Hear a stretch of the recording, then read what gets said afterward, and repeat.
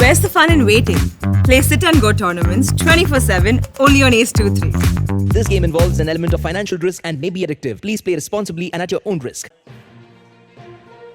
Corona virus के घटते बढ़ते मामलों के बीच पिछले 24 घंटों में देश में 42,766 नए मामले सामने आए हैं। इनमें केरल में अकेले 29,682 कोरोना के केस सामने आए। वहीं केरल में 142 लोगों की मौत भी हुई है। इसी बीच देश के दूसरे राज्यों की बात करें जहां ज़्यादा कोरोना वायरस के केस रिपोर्ट किए गए तो इनमें महाराष्ट्र शामिल है। महाराष्ट्र में 4,130 कोरोना के केस सामने आए, 2,506 लोग डिस्चार्ज हुए, वहीं 64 लोगों की मौत हुई। कर्नाटक में 983 नए मामले सामने आए, 21 लोगों की मौत हुई।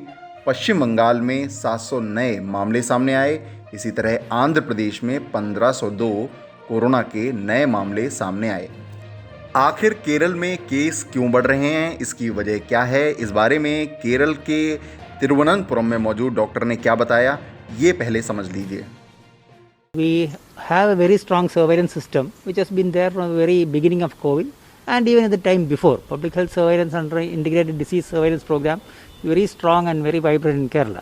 Now that apart, COVID in Kerala is a bit different from COVID in other places because as we have I think mentioned earlier, Kerala is one big single sheet of people. There is no physical demarcation between villages, towns and cities.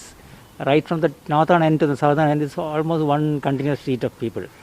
Population density is pretty high.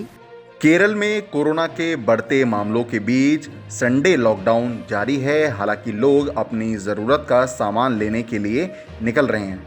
वहीं बाहर निकले लोगों से police पूछताछ भी कर रही है। जो लॉकडाउन में बाहर निकले हैं, इस दौरान कुछ लोगों को कोविड नियमों का उल्लंघन करने की वजह से उनका चालान भी काटा गया है। वहीं देश के कोरोना अपडेट की बात करें तो अब कुल एक्टिव केस 4,10,048 रह गए हैं। रिकवरी का आंकड़ा 97% से अधिक बना हुआ है। 66.89 करोड़ से अधिक लोगों को कम से कम कोरोना की एक वैक्सीन देश में लग चुकी है। इसके अलावा डिस्चार्ज केसों की संख्या 3 करोड़ 21 लाख से अधिक हो चुकी है। वहीं पिछले 24 घंटों में 38,091 लोग डिस्चार्ज हुए हैं। कोरोना का साप्ताहिक पॉजिटिविटी रेट पिछले 72 दिनों से 3% से कम बना हुआ है। कोरोना के सैंपलिंग की बात की जाए तो अब तक 53 करोड़ से अधिक सैंपल की जांच देश में हो चुकी है। अब जाते जाते बता देते हैं आपको कोरोना से जुड़े और कुछ अहम अपडेट। केरल में कोरोना वायरस के बाद अब निपाह वायरस का मामला कोझिकोड जिले में मिला है। इस कारण 12 साल के एक बच्चे की मौत हो गई है।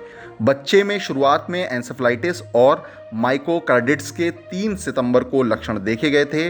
इससे पहले 2018 में भी केरल में निपाह वायरस का संक्रमण कोझिकोड और मल्लपुरम जिलों में फैला था।